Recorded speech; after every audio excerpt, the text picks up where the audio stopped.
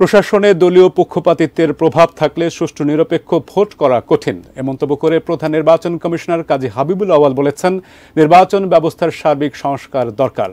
জাতীয় নির্বাচনের পর 5 মাস পেরিয়ে গেলেও রাজনৈতিক দলগুলোর মধ্যে কোনো সংলাপ না হয় খেদ তার।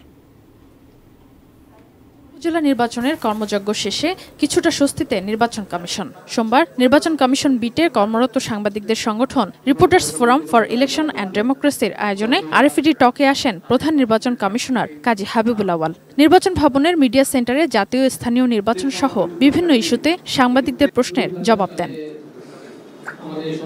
শুরুতেই জানান, উপজেলা নির্বাচনের সার্বিকভাবে প্রায় 37% ভোট পড়েছে। স্থানীয় এই নির্বাচনের দু-একটি অভিজ্ঞতা জাতীয় নির্বাচনে কাজে লাগানোর উদ্যোগ নেবে ইসি।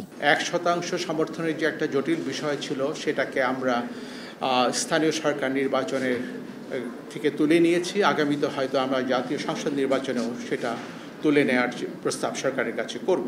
সাংবাদিকদের নানা প্রশ্নের জবাব দিতে গিয়ে নির্বাচন ব্যবস্থা সংস্কারের পক্ষে মত দেন সিএসি। এছাড়া দলগুলোর রাজনৈতিক বৈরিতা নিয়েও মন্তব্য করেন তিনি। জাতীয় নির্বাচনের পর 5 মাস গড়িয়ে গেছে, বিরোধের জমাট বরফ এখনো গলতে শুরু করেনি। আমার ব্যক্তিগত অভিমতে সার্বিক নির্বাচন ব্যবস্থার আরও সংস্কার ও উন্নয়ন প্রয়োজন, এটা আমি খুব দৃঢ়ভাবেই বলবো। সিএসির দাবি, বর্তমান কমিশনের অধীনে হওয়া ভোটে মানুষের আস্থা বেড়েছে, তবে প্রশাসনের পক্ষপাতিত্ব কিভাবে নির্বাচনে প্রভাব ফেলে তাও জানান তিনি। সিভিল সার্ভিসকে পলিটিসাইজেশনের ঊর্ধ্বে থাকতে হবে, ওদেরকে নিরপেক্ষ পাবলিক সার্ভেন্ট হিসেবে দায়িত্ব পালন করতে হবে।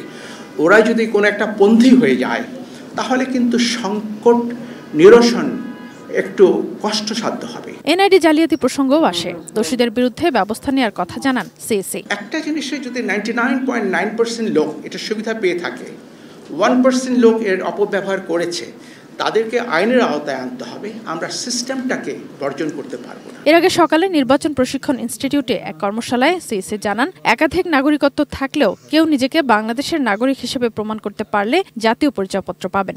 জন্মসূত্রে বা যে কোনো সূত্রে, তাহলে তিনি এনআইডি পাবেন। Sadia Afroz, ATN news, Dhaka.